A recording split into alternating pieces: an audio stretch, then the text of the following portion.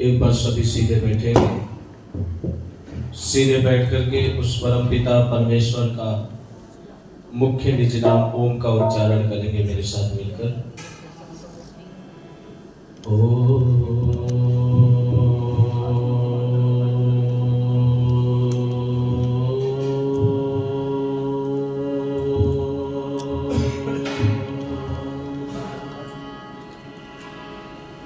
तद विष्णु परमं पदं सदा पश्यन्ति सूरया दिवि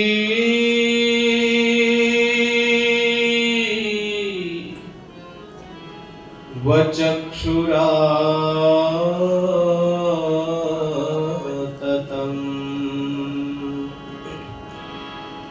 किसी से न कीजे बुराई किसी की।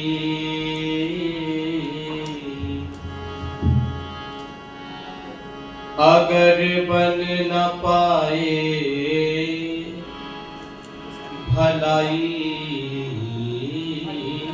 किसी की, वरोडार सुंदर सयानी सुशिक्षित ततो पर न बनिता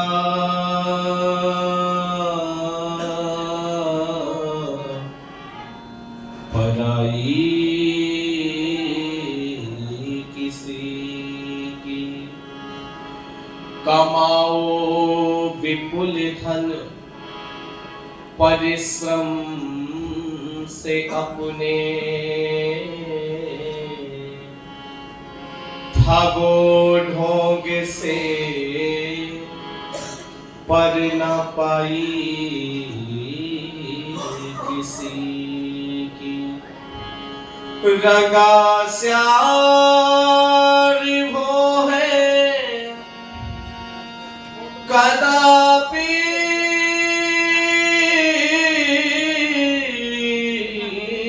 न साधु,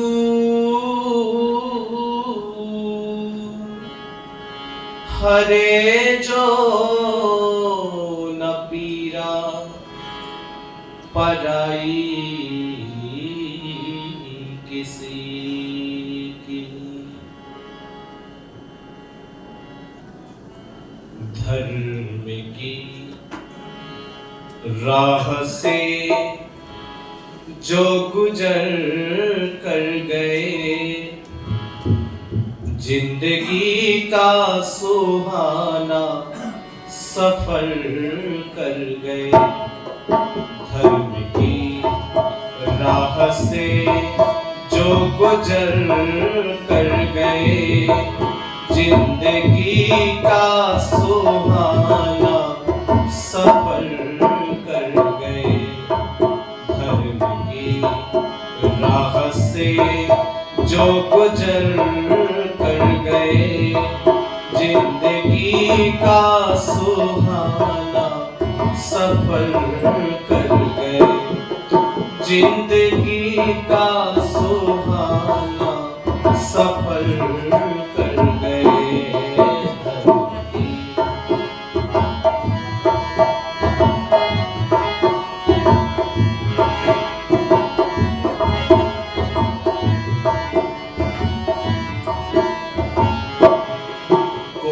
किस्सा नहीं बा कहानी नहीं, हमने ऐसे भी देखे बसर के लिए।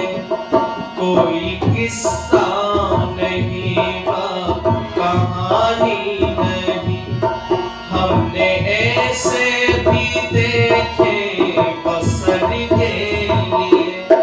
ले लिया फैसला और उंगली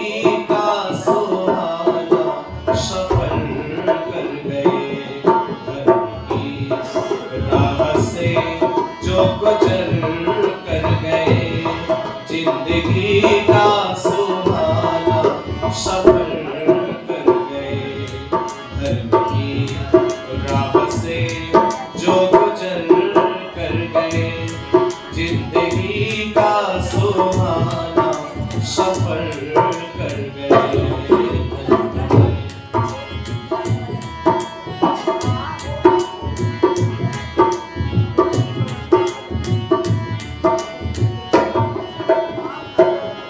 भाग्यशाली है वो, मन के माली है वो, जो हमेशा जिए दूसरों के लिए।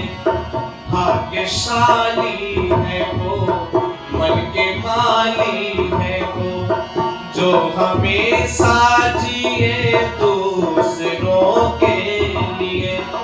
मौत के पास तक, आखिरी सांस तक, काम जितने किए वो समर्पित किए।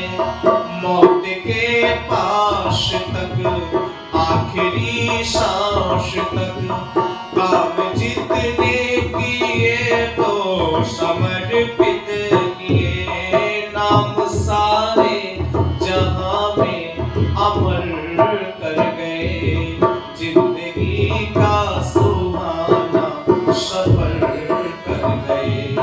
धर्म की राह से जो गुजर कर गए, जिंदगी का सुहाना सफर कर गए।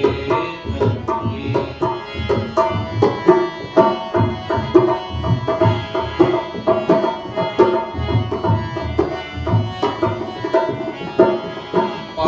बढ़ते गए, दीप जलते गए, लोग राहों में कांटे बिछाते गए।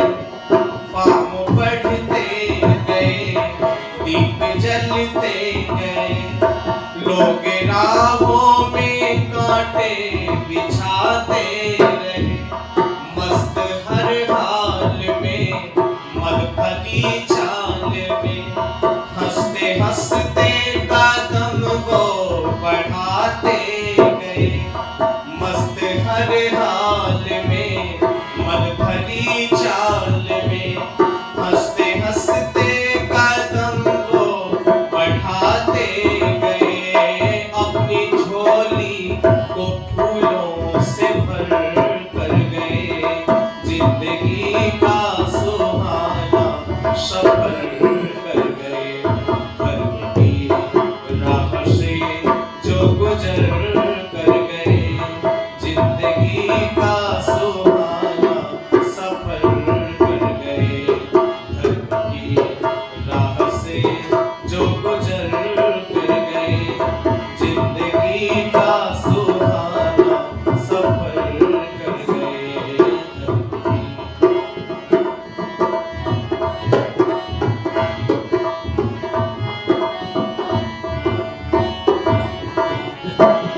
लोग ऐसे भी हैं, बगले जैसे भी हैं, जिनको शिक्षा कभी रास आती नहीं।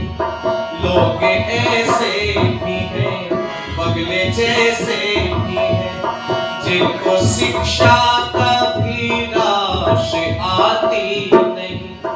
पहले बचपन गया, फिर जवानी गई, अंत में भी भली बात भाती नहीं। पहले बचपन गया, फिर जवानी गई, अंत में भी भली बात भाती नहीं। हर असर को पथिक में असर कर गए, जिंदगी का सुहाना सफर कर गए। धर्म की राह से जो गुजर कर गए, जिंदगी का सुहाना सफर कर गए। धर्म की राह से जो गुजर कर गए,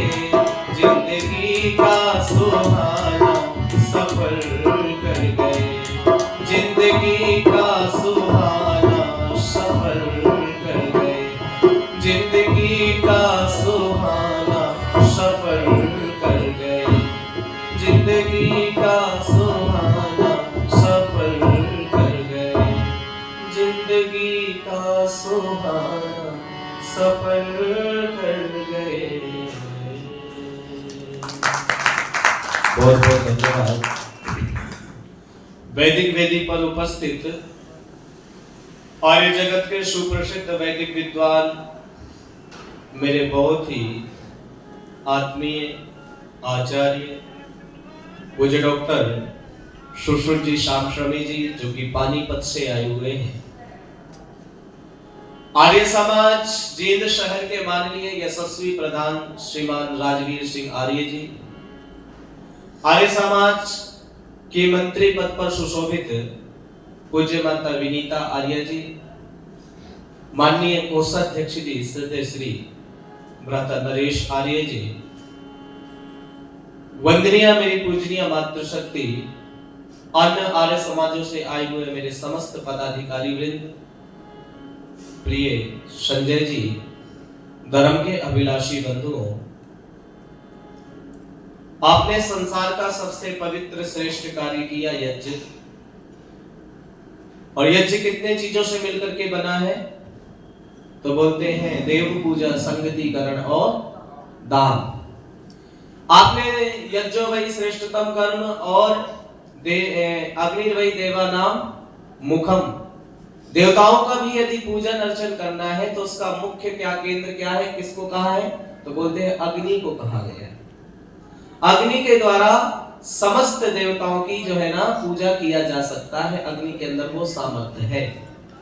तो आप लोगों ने अभी देव पूजा किया और अब संगतिकरण आप लोग कर रहे हैं हमारे साथ।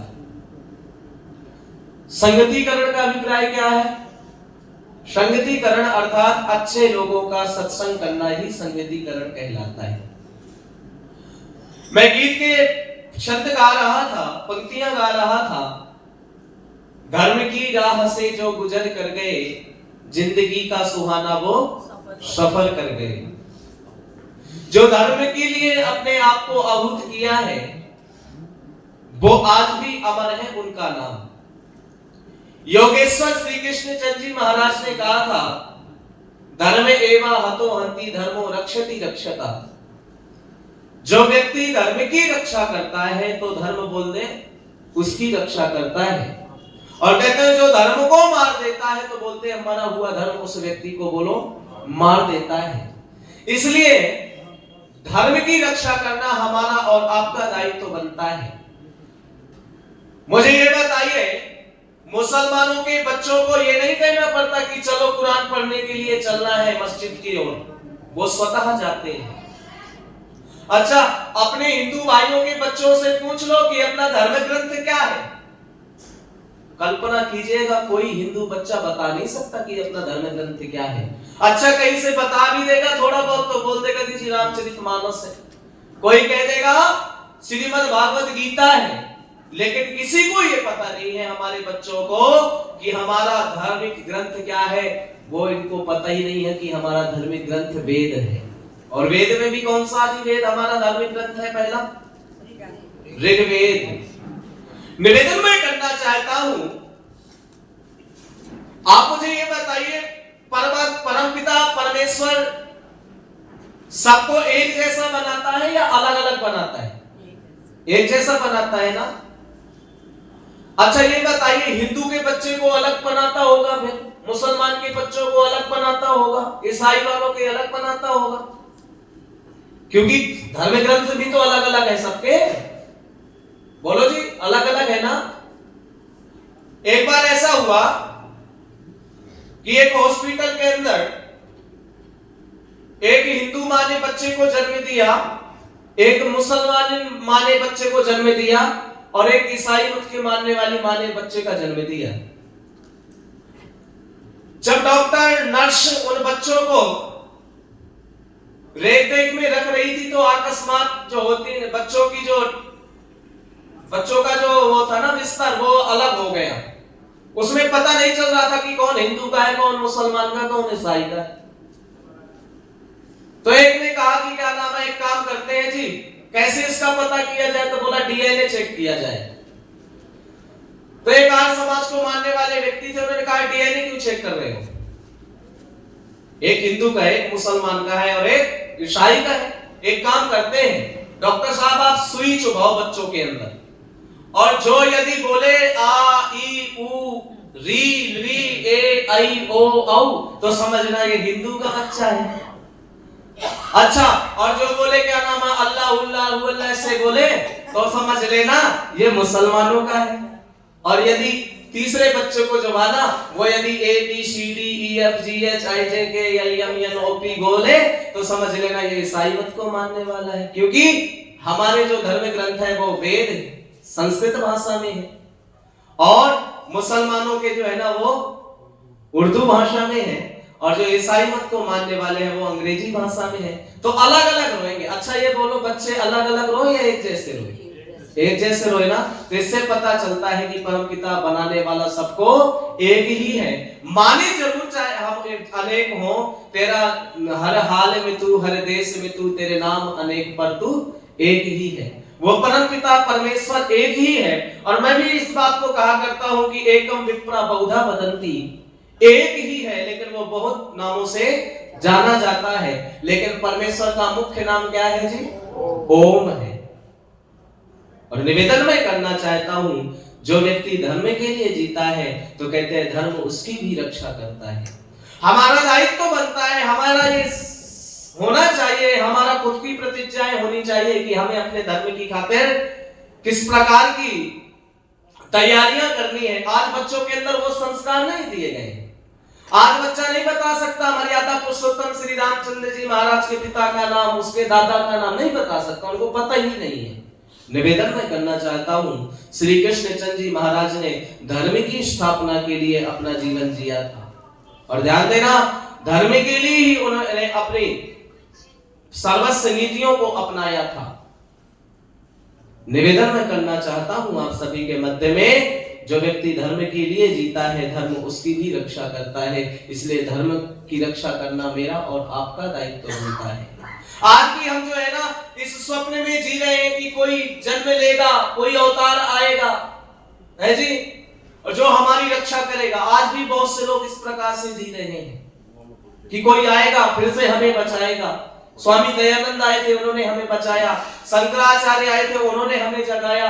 महात्मा चैतन्य मुनि आए, उन्होंने हमें जगाया। स्वामी श्रद्धानंद आए, उन्होंने हमें जगाया। लेकिन हम फिर से सोते चले गए हैं। एक गांव में बाढ़ आ गई, और जब बाढ़ आ गई तो गांव के लोग वहां गांव को छोड़ करके भागने लग गए, गांव को खाली कर करके। उसी गांव में एक पंडित जी रहा करते थे। पंडित जी गांव को छोड़ करके नहीं गए।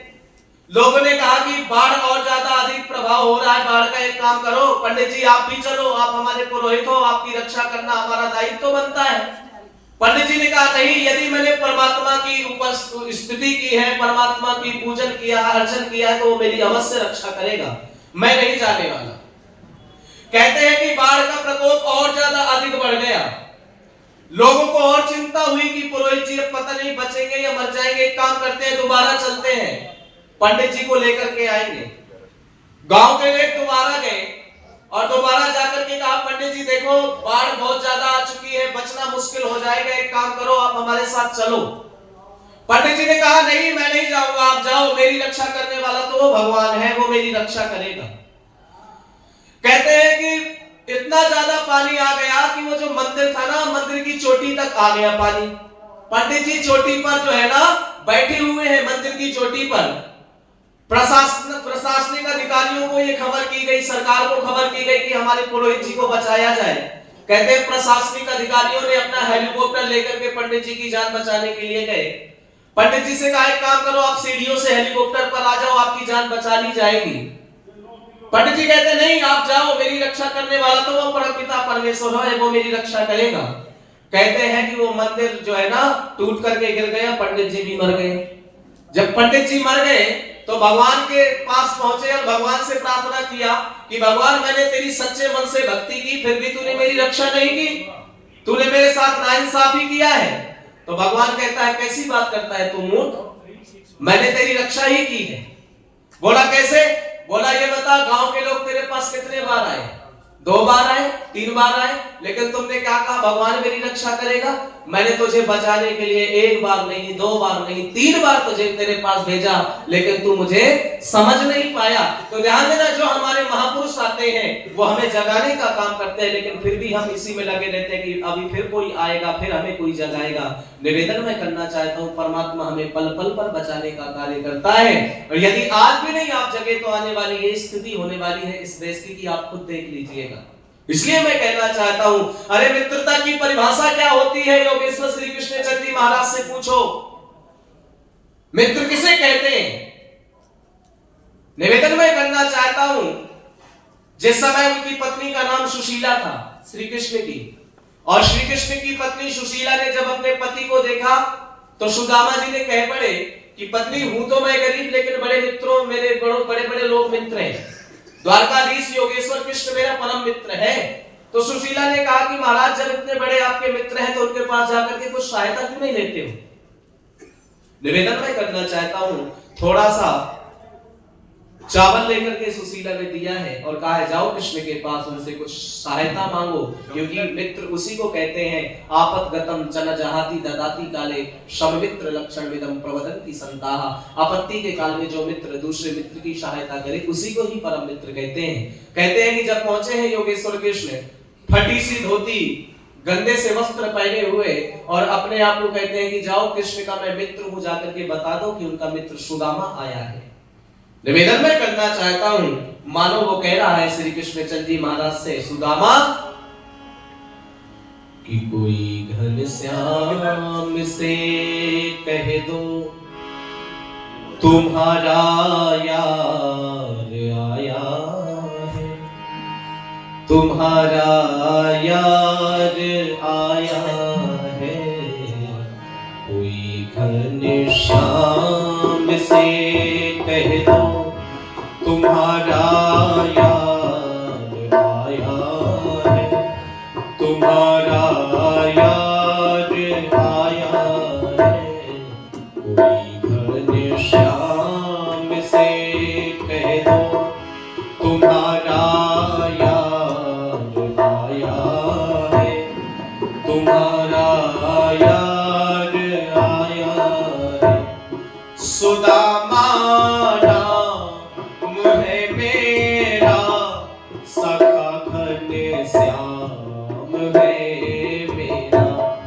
सुदामा नाम है मेरा, सखा घनश्याम है मेरा। न घबराओ कहो जाकर, दिया है द्वार पर डेरा।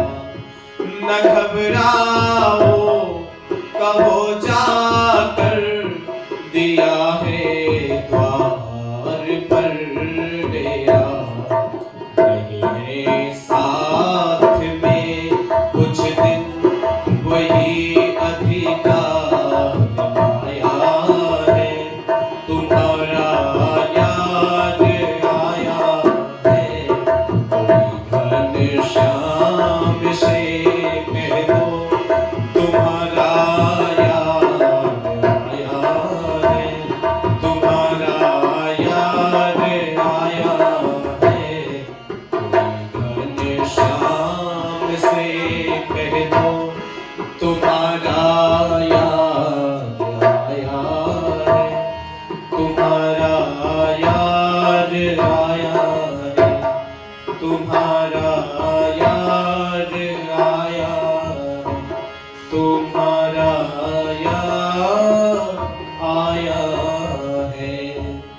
जैसे श्री कृष्ण चंद्र जी महाराज के पास जाकर के कहते हैं कि आपका कोई मित्र आया हुआ है जो अपने आप को सुदामा बताता है, और क्या है उसकी स्थिति, किस प्रकार का हुलिया है वो आपके मित्र का, मानो कह रहे हैं वो मंत्री लोग जाकर के, न सर पे है पगड़े न तन पे है जमा, बता दो कन्हैया को नाम है सुदामा। बता दो कन्हैया को नाम है सुदामा। और न सर पे है पगड़े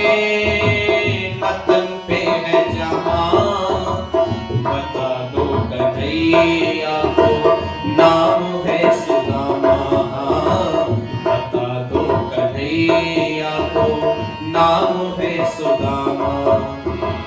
हुआ रुक्मणी को बड़ा ही अचंभो, ये मेहमान कैसा अजीब आ गया है।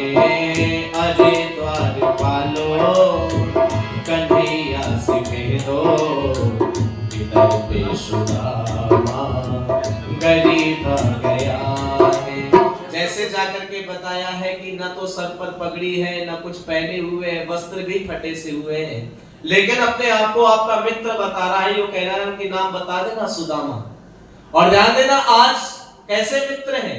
आज मित्र को पता चल जाए मेरा मित्र जो है ना बुरी स्थिति में है, तो फोन स्विच ऑफ कर लेगा, उससे बता देगा है ही नहीं, घर में बैठा होगा, लेकिन पत्नी से कह देगा, बोल देना कि वो नहीं है घर पे। आज इस प्रकार के मित्र हैं। पर जब ये बताया कि नाम अपना सुदामा बता रहा है, तो क्या स्थिति होती है केशव की।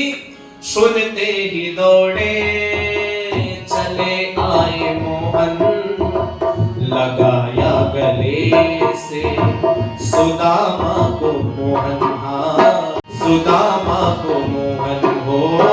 सुनते ही दौड़े चले आए मोहन, लगाया गले से सुदामा को मोहन। हाँ, लगाया गले से सुदामा को मोहन। हुआ रुक्मणी को बड़ा ही अचंभो, ये मेहमान कैसा अजीब आ गया है। अरे द्वारपालो कन्हैया से कह दो, इधर पे सुदामा गरीब आ गया है। इधर पे सुदामा गरीब आ गया है। चरण आंसुओं से धुलाते हैं अपने मित्र को चरणों को अपने आंसू से जो है ना तो धुला रहे हैं श्री कृष्ण चंद्र जी महाराज। और मानो श्री कृष्ण चंद्र जी महाराज कहते हैं अपने मित्र से कि बता मेरे यार सुदामा रे। सुना होगा इस पंक्तियों को आपने। बता मेरे यार सुदामा रे, भाई घड़े दिना में आए। बता मेरे यार सुदामा रे, भाई घड़े दिना में आए। बता मेरे यार सुदामा रे, भाई घड़े दिना में आए। बालक धड़ जब आया करता, रोज खेल के जाया करता। बालक धड़ जब आया करता, रोज खेल के जाया करता। वीक तकिया सुदामा रे, भाई घड़े दिना में आए। वीक तकिया सुदामा रे, भाई घड़े दिना में आए। बता मेरे यार सुदामा रे, भाई घड़े दिना में आए। बता मेरे यार सुदामा रे, भाई घड़े दिना में आया। इस प्रकार से सम्मान किया है योगेश्वर कृष्ण चंद्र जी महाराज ने अपने परम मित्र सुदामा का। और ध्यान देना, जब श्री कृष्ण चंद्र जी महाराज के जीवन पर कोई धब्बा लगाता है, कोई लांछन लगाता है, तो हमें अवश्य दुख होता है। श्री कृष्ण चंद्र जी महाराज के विषय में कहते हैं कि वो तो गोपियों को पालने वाले थे। उनकी तो इतनी जो है ना पटरानियां थी, गोपियां थी। अच्छा मुझे एक बात बताओ, श्री कृष्ण चंद्र जी महाराज यदि गोपियों को ही रखते होते, और गोपी शब्द के भी दो अर्थ होते हैं माताओं बहनों। गोपी का अर्थ क्या हो गया? गो मतलब गाय, अर्थात जो गायों से प्रेम किया करता था उसे क्या कहते हैं? गोपियां। वो उनके पास गाय थी, और ध्यान देना उसे क्या बना दिया? मनिहारी का वेश बनाया, श्याम चूड़ी बेचने आया। अच्छा, श्री कृष्ण के पास इतना ही काम रह गया कि वो मनिहारी का वेश बना करके और चूड़ी बेचने का काम रह गया है। अच्छा, संदीपनी के आश्रम से पढ़े हुए आचार्य संदीपनी के शिष्य योगेश्वर कृष्ण चंद्र जी महाराज के अंदर यही वो संस्कार दिए थे उन्होंने, संदीपनी मुनि ने, कि जो है ना तो मनिहारी का वेश बनाना। निवेदन में करना चाहता हूं आप सभी के मध्य में, अरे याद कर लीजिएगा, जिस समय द्रौपदी की इज्जत बचाने के लिए कोई नहीं खड़ा हो रहा था, द्रौपदी की इज्जत लूटी जा रही थी। उस समय द्रौपदी ने जो है ना समर्पित कर दिया है परमपिता परमेश्वर को, और बस याद किया है श्री कृष्णचंद्र जी महाराज को। और क्या याद किया है कि हे गिरधारी, हे गिरधारी कृष्ण मुरारी, लाज रखो मोरी, हे गिरधारी लाज रखो मोरी, हे गिरधारी, हे गिरधारी, हे गिरधारी कृष्ण मुरारी, लाज रखो मोरी, हे गिरधारी लाज रखो मोरी, हे गिरधारी लाज रखो मोरी, हे गिरधारी। मैं समझी थी एक है अंधा, मैं समझी थी एक है अंधा, मैं समझी थी एक है अंधा, मैं समझी थी एक है अंधा, यहाँ तो अर्धी, यहाँ तो अर्धी है सवारी ये सारी, लाज रखो मोरी, हे गिरधारी लाज रखो मोरी, हे गिरधारी, हे गिरधारी, हे गिरधारी कृष्ण मुरारी, लाज रखो मोरी, हे गिरधारी लाज रखो मोरी, हे गिरधारी लाज रखो मोरी, हे गिरधारी लाज रखो मोरी, हे गिरधारी।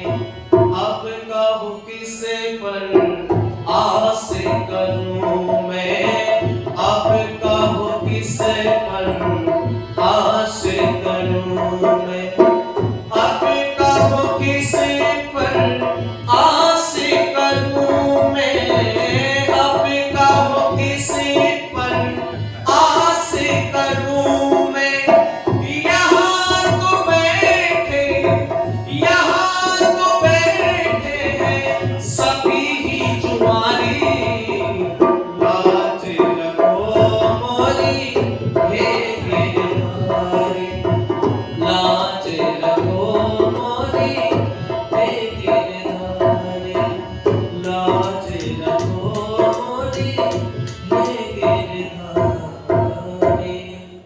श्री कृष्णचंद्र जी महाराज ने उस द्रौपदी की इज्जत को बचाने का काम किया था। और ध्यान देना, जिसके जीवन में यदि कलंकित जीवन हो वो कभी महापुरुष नहीं हो सकता। आपने देखा है, राम रहीम की स्थिति को देखा है, रामपाल की स्थिति को देखा है, किस प्रकार की इनकी स्थिति हुई है। यदि योगेश्वर कृष्ण ने भी इस प्रकार के कार्य किए होता तो बोलो श्री कृष्ण योगेश्वर श्री कृष्ण ना कहलाते, वो भी जेल के अंदर गए होते, उनको भी दंड मिला होता। लेकिन ध्यान दीजिएगा, उसके जब जीवन को अपवित्र बताया जाता है तो अवश्य हम लोगों को बहुत दुख होता है, क्योंकि योगेश्वर कृष्ण के विषय में स्वामी दयानंद जी महाराज कहते हैं कि कृष्ण जैसा चरित्रवान महापुरुष बड़ी मुश्किल से मिलता है। बड़ा पवित्र महापुरुष थे श्री कृष्णचंद्र जी महाराज। इस प्रकार से हमारे योगेश्वर श्री कृष्णचंद्र जी महाराज ने धर्म की स्थापना की है। और निवेदन करना चाहता हूं, स्त्री को बचाने का कार्य किया था, उसकी इज्जत को बचाने का काम यदि किसी ने किया था तो योगेश्वर श्री कृष्णचंद्र जी महाराज ने किया था। निवेदन मैं सब आप सभी के मध्य में करना चाहता हूं, कल मैंने आप लोगों से कहा भी था, मदन मोहन मालवीय जी ने इस बात को कहा था कि जब आर्य समाज चलता है तो हिंदू समाज दौड़ता है, और यदि आर्य समाज बैठ जाए तो हिंदू समाज बोलो लेट जाता है, और यदि आर्य समाज ही लेट गया तो हिंदू समाज बोलो क्या होता है, खत्म हो जाता है, मर जाता है। कहना मैं आप सभी के मध्य में चाहता हूं ये आर्य समाज की ही देन थी। किसी आर्य समाज में ही पंडित रामप्रसाद बिस्मिल जैसे व्यक्ति का प्रादुर्भाव होता है। पहले तो दुर्व्यसनों से ग्रसित है उस व्यक्ति का व्यक्तित्व, लेकिन जब वो सत्यार्थ प्रकाश को पढ़ते हैं, स्वामी सोमदेव जी के सानिध्य को प्राप्त करते हैं, तो ध्यान दीजिएगा वही रामप्रसाद बिस्मिल ऋषि का इतना बड़ा दीवाना हो जाता है सत्यार्थ प्रकाश को पढ़ करके कि बस वो क्या कहता है, सरफरोशी की तमन्ना अब हमारे दिल में है, देखना है जो कितना बाजुए कातिल में है।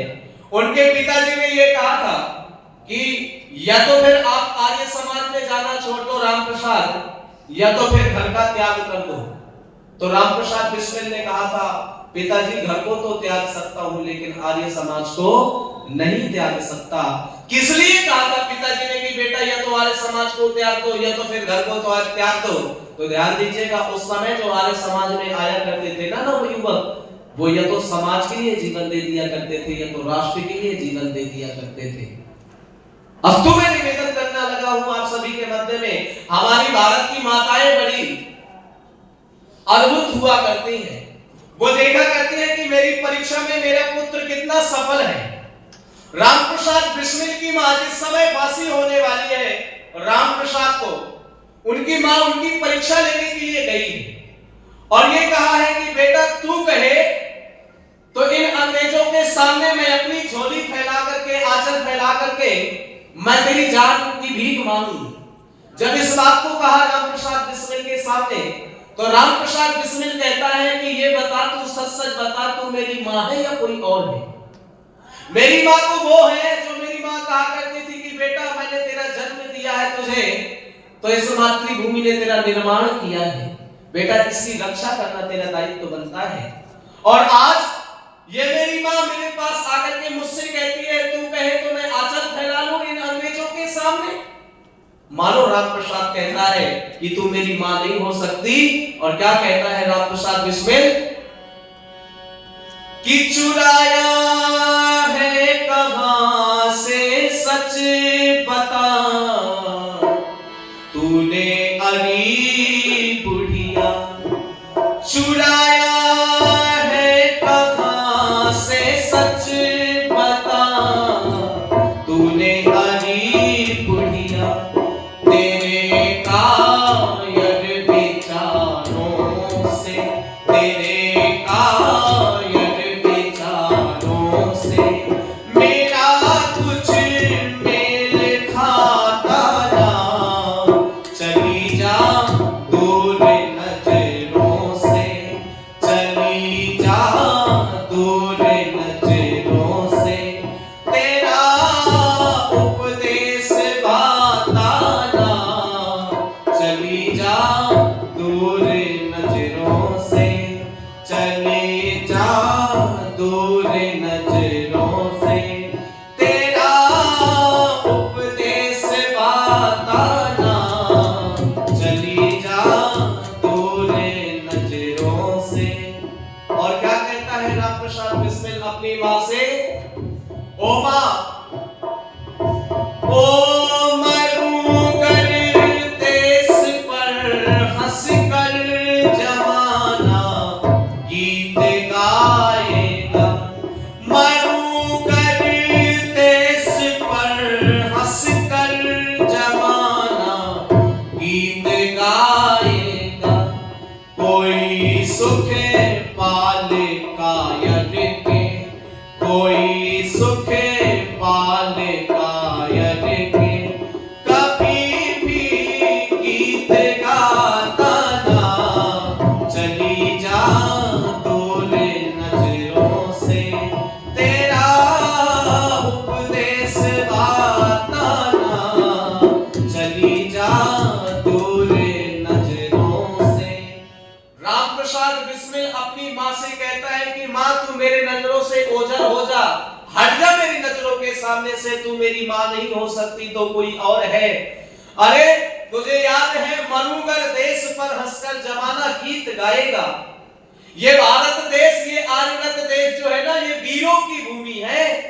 और जब इतिहास लिखा जाएगा तो कहा जाएगा इस वीरों की भूमि में एक कायर भी जन्म लिया था शायर का नाम राम प्रसाद बिस्मिल था, जिसने अपनी मां को आगे करके अपनी जान बचा ली थी।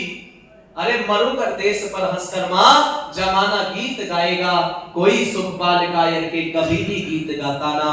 इस देश में कायरों की पूजा नहीं की जाती, इस देश में तो बोलो वीरों की पूजा की जाती है। वीर भोग वसुंधरा कहा जाता है कि वीर ही हमेशा जो है ना पूजनीय होते हैं।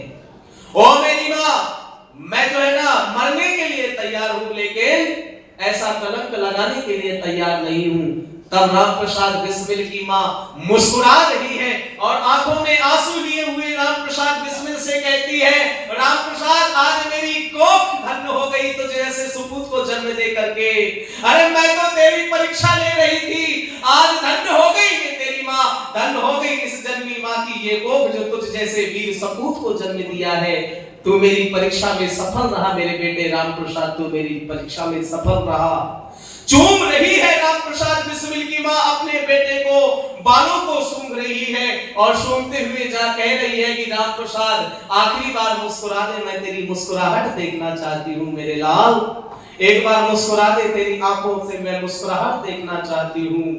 और सीने से लगा करके राम प्रसाद बिस्मिल को वात्सल्य करती है और कहती है राम प्रसाद बिस्मिल की मां, मानो राम प्रसाद से कह रही है कि तेरा मेरा आखिरी है, तेरा मेरा आखिरी है, बिस्मिल ये मिलना और मिलाना,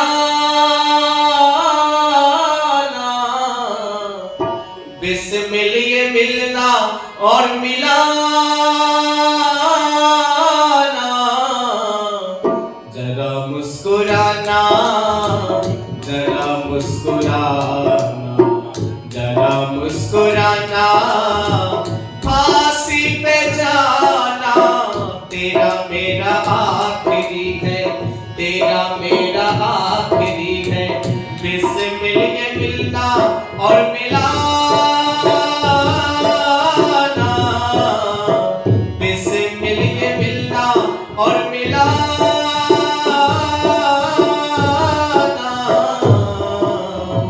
जरा मुस्कुराना, फांसी पे जाना, जरा मुस्कुराना, फांसी पे जाना, तेरे मेरे बीच खड़े लोहे के किवाड़ रे, तेरे मेरे बीच खड़े लोहे के किवाड़ रे, मुखी चूम लेती तेरा करती तुझे लाड रे, तेरे मेरे बीच खड़े लोहे के किवाड़ रे, मुखी चूम लेती तेरा करती तुझे लाड रे। भारत मां पर बंधन केटा, भारत मां पर बंधन केटा, भारत मां पर बंधन केटा, इसे तू छुड़ाना,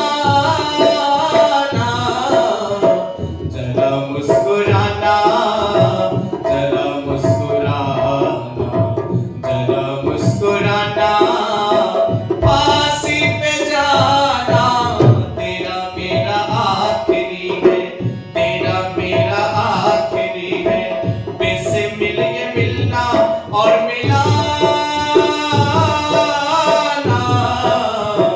बिस्मिल ये मिलना और मिलाना,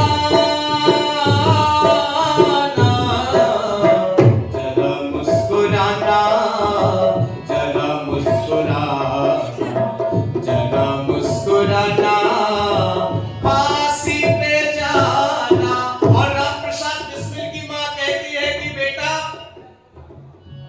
अंग्रेजों ने तुझे जेल पर कैद कर रखा है, यदि तू फांसी पर चढ़ेगा तो दोबारा तेरा जन्म होगा, और दोबारा जब जन्म होगा तो तू बोलो मुक्त पैदा होगा, तू किसी से जो ना किसी के अधीन नहीं होगा। बेटा क्या होगा यदि तुझे अगला जन्म मिलेगा?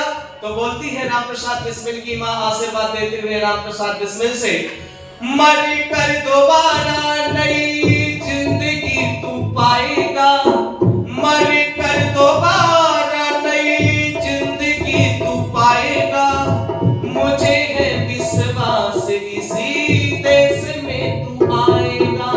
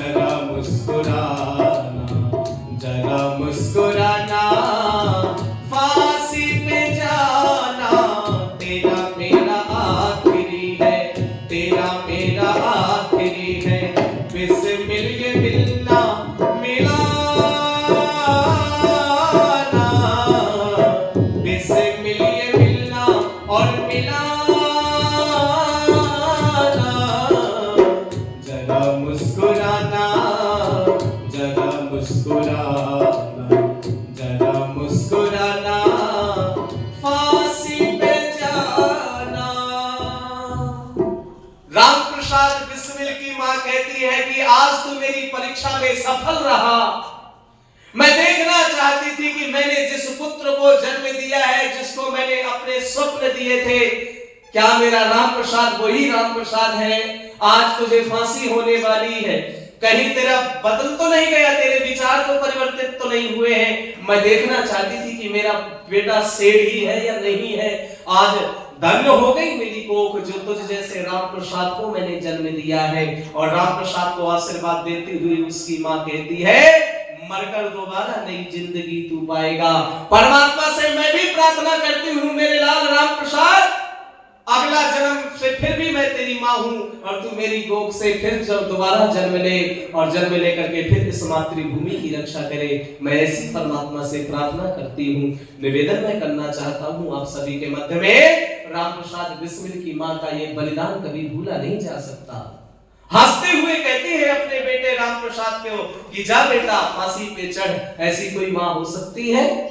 निवेदन में करना चाहता हूं, कहते हैं राम प्रसाद बिस्मिल जिस जेल के अंदर थे, साथ में अशफाकुल्लाह खां थे, और अशफाकुल्लाह खां और राम प्रसाद बिस्मिल के बीच में लड़ाइयां करवाने के लिए अंग्रेज लोग सोचा करते थे और कहा करते थे कि देखो आप हिंदू हो, राम प्रसाद बिस्मिल जी आप हिंदू हो, और ये जो है ना अशफाकुल्लाह खां मुसलमान है, यदि आपको कुछ होता है तो इनको कोई फर्क नहीं पड़ेगा, एक काम करो आप हमारे साथ आ जाओ।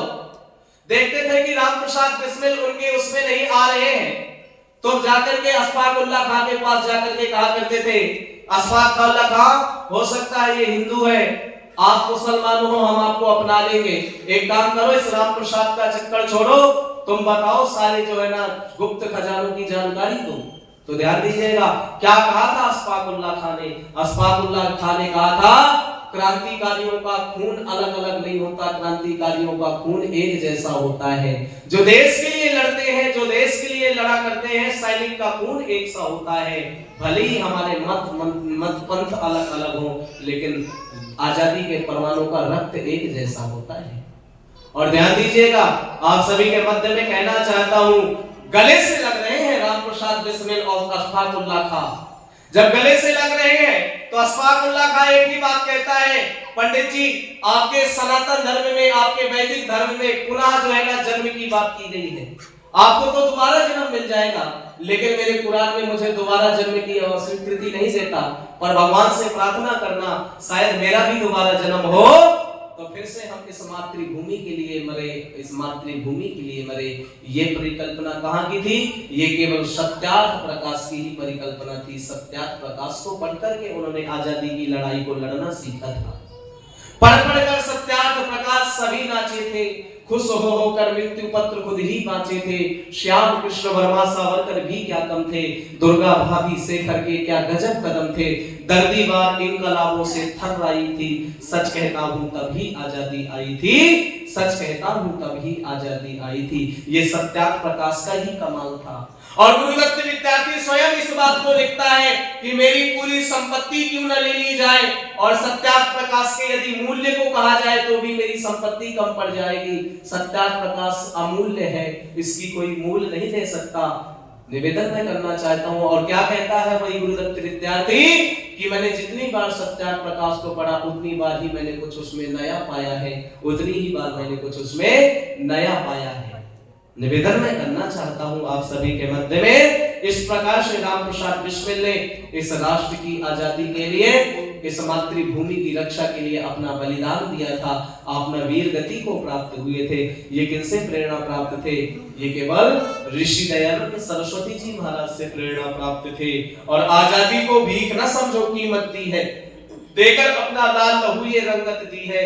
आज तिरंगा गीले नयन निहार रहा है, देशभक्त वीरों को पुनः पुकार रहा है। हर दीपक ने ज्योति दयानंद से पाई थी, सच कहता हूं तभी आजादी आई थी, सच कहता हूं तभी आजादी आई थी। जिनके पैरों में ना पायल थी ना बिंदिया मुख पर, ऐसी अबलाओं की मांगे सजा दी तूने, एक जंगल में नई बस्ती बसा दी तूने। उस ऋषि दयानंद सरस्वती जी महाराज को याद कीजिएगा। मैंने कल भी निवेदन किया था कि एक हत्यारे को भी क्षमा कर रहे हैं महर्षि, और कहते हैं ये पैसा ले ले और यहाँ से चला जाए। और तब मैं कहना चाहता हूं, कहते हैं उस जगन्नाथ से कि अरे जगन्नाथ तूने ये क्या कर डाला, दूध में पिला के जहर कर दिया घोटाला, दूध में पिला के जहर कर दिया घोटाला।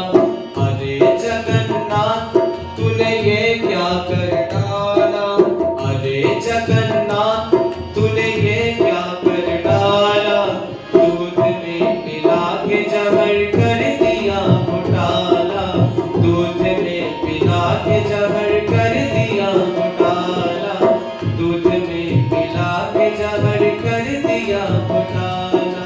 दासता विलासिता में डूब रहा देश था, क्या तुझे मालूम है मेरा काम कितना शेष था, क्या तुझे मालूम है मेरा काम कितना शेष था।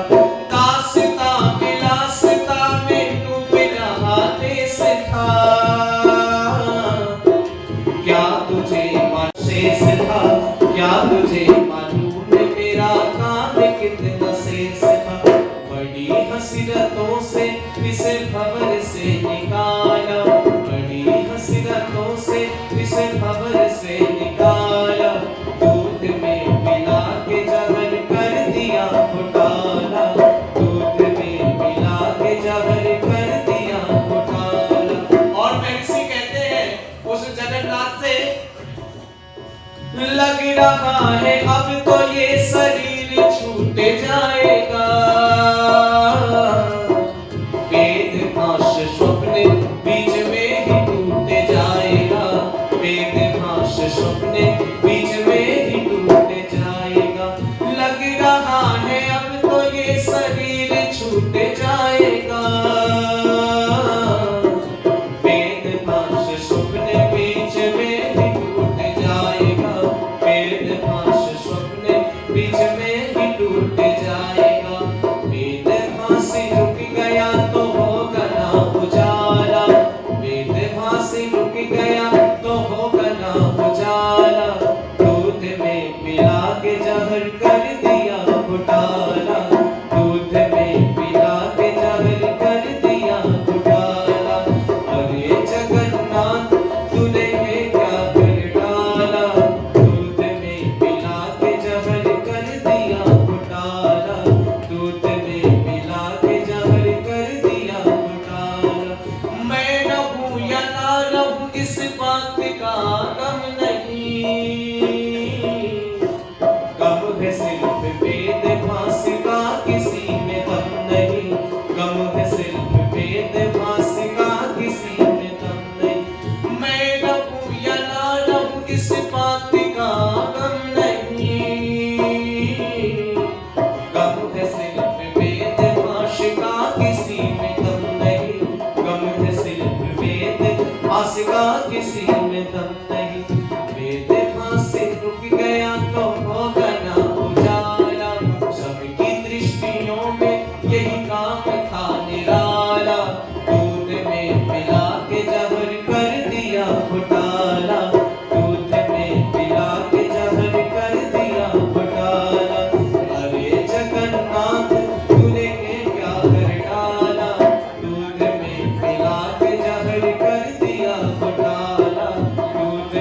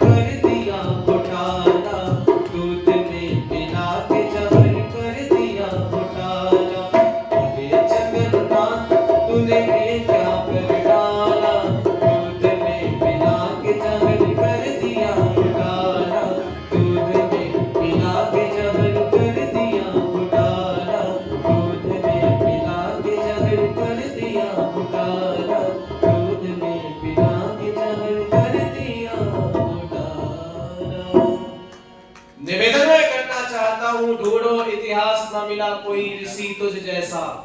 ढूंढा इतिहास न मिला ऋषि तुझ जैसा, अपने कातिल को भी जीने की दुआ दी तूने। उसको भी कहा ये ले 400 रुपए और भाग जाने फालतू, देख अपनी जान को ना देख मेरा हाल तू। उस हत्यारे को भी स्वामी जी महाराज ने क्षमा कर दिया था। इसलिए दयानंद जो है ना, दया के ही आनंद थे, दया के ही सागर थे। निवेदन मैं आप सभी के मध्य में करना चाहता हूँ, ऐसे महर्षि प्रवर देव दयानंद सरस्वती जी महाराज के हम शिष्य परंपरा से हैं, हम उनके मानस पुत्र की भांति हैं। आपका और हमारा ये दायित्व बनता है। जिस समय स्त्रियों के लिए कह दिया कि वेद आदि पढ़ने का विधान नहीं है, यदि वेदों के मंत्रों को आप बोल पा रही हैं आज, तो वो स्वामी दयानंद की ही कृपा है आप लोगों के ऊपर, जिन्होंने स्त्री को ब्रह्मा के पद तक बैठने का अधिकारी बनाया था, जिन्होंने ब्रह्मा के पद पर बैठने का अधिकारी बनाया था। मैं देख रहा हूं कि इसी आर्य समाज के अंदर आपके पास ही में जो आर्य समाज जींद है, जींद रोड, जंक्शन रोड, वहां के यशस्वी मंत्री जी को मैं देख रहा हूं, 3 दिन से वो यहीं आ रहे हैं, आकर के अपनी अनुमति दर्ज कर रहे हैं। ऐसे यदि पदाधिकारी लोग आर्य समाज से जुड़े हुए हैं तो अवश्य आर्य समाज बोलो आगे उन्नति करेगा। जो अपने लिए नहीं, आर्य समाज का मुख्य उद्देश्य क्या है? सबकी उन्नति में अपनी उन्नति समझना ही आर्य समाज का क्या है जी? मुख्य उद्देश्य है। स्वामी दयानंद सरस्वती जी महाराज अपने लिए ना जी करके वो देश के लिए जिए हैं। और ध्यान देना, इसी देश के अंदर राम प्रसाद बिस्मिल जैसे भक्तों को जन्म देने वाली माँ थी, इसी देश के अंदर वीर भगत सिंह जैसे को जन्म देने वाली माँ थी, और अमृताबाई ने भी ऋषि दयानंद को ही जन्म दिया था, एक माँ ने ही जन्म दिया था। इसलिए मैं कहना चाहता हूँ, आज यहाँ पर बैठे हुए समस्त हमारे जो मातृशक्ति बैठी हुई है, जो धर्म प्रेमी अभिलाषी बंधुओं बैठे हुए हैं, उनके लिए कहना चाहूंगा 4 पंक्तियां कि जिस दिन के लिए इस देश की माएं, सब सम्मानित जोरा सिंह जी ये 100 रुपए देकर के मुझे अपना आशीर्वाद दे रहे हैं। एक बार चाहूंगा, एक बार आर जी के लिए जोरदार तालियां बजा करके उनका अभिनंदन करेंगे। अरे जिस दिन के लिए मिला लिखलाए समय वो आ गया है, समय वो आ गया है, पाले पोसे कष्ट उठाए अपना दूध पिलाए, समय वो आ गया है, समय वो आ गया है। जिस दिन के लिए इस देश की माएं गोद में डाल खिलाए, समय वो आ गया है, समय वो आ गया है। ओ देशवासियों, कहती है देखो माँ पुकार के, धन सोना चांदी देश की मिट्टी के भर तोल दो, पथिक तुम्हारी सभी दिशाएं जय जयकार मनाए, समय वो आ गया है, समय वो आ गया है। पाले पोसे कष्ट उठाए अपना दूध पिलाए, समय वो आ गया है, समय वो आ गया है, समय वो आ गया है, समय वो आ गया है, समय वो आ गया है। तो आज आप लोग उठ करके फिर से वीर भगत सिंह जैसे को जन उत्पन्न करो। सम्मानित राजेंद्र मलिक जी भी 100 रुपए देकर के अपना आशीर्वाद मुझे दे रहे हैं। एक बार चाहूंगा मलिक साहब का भी जोरदार तालियां बजा करके उनका अभिनंदन करेंगे। निवेदन मैं आप सभी के मध्य में करना चाहता हूँ बस इसलिए कि आप लोगों को आज उठने की आवश्यकता है। इस आर्य समाज के वार्षिकोत्सव में आप एक संकल्प लें कि हम अवश्य अपने बेटे एवं बेटियों को आर्य समाज से जोड़ेंगे, यज्ञों से जोड़ेंगे, और नहीं कुछ हो सकता तो कम से कम व्यवहार भानु ऋषि कृत पुस्तक है उसको अवश्य पढ़ाएं। ऋषि के जो बताए हुए मार्ग है उनको प्रशस्त कराएं बच्चों को, तो ही ये समाज आगे बढ़ सकता है। पूज्य माता जी ये 100 रुपए दे रही है, उनका भी मंजू माता जी का बहुत बहुत धन्यवाद, ये 100 रुपए देकर के अपना आशीर्वाद दे रही हैं। आदरणीय आचार्य जी को भी हमें सुनना है, आगामी सत्र पे से चर्चाएं करेंगे। और शाम में चाहूंगा कि यहाँ पर जो हमारी माताएं बहनें बैठी हुई हैं वो अपने बच्चों को जरूर लेकर के आए, क्योंकि शाम में जो है ना हम बच्चों वाला कार्यक्रम रखेंगे, शाम में वीरों के लिए हम बात करेंगे, राष्ट्रभक्ति गीतों का कार्यक्रम रखेंगे। तो अधिकांश जो अपने नौजवान बेटे व बेटियां उनको जरूर लेकर के आए, ताकि आप लोगों ने अब जो है ना संभालना है, तो हम जैसे नौजवानों को संभालना है, तभी राष्ट्र आगे बढ़ सकता है। इसलिए नौजवानों को भी आप आग्रह कीजिएगा, वो भी आए। आगामी सत्र में हम शेष चर्चाएं करेंगे। आप लोगों ने मेरे विचारों को बड़ी श्रद्धा के साथ सुना, उसके लिए बहुत बहुत धन्यवाद।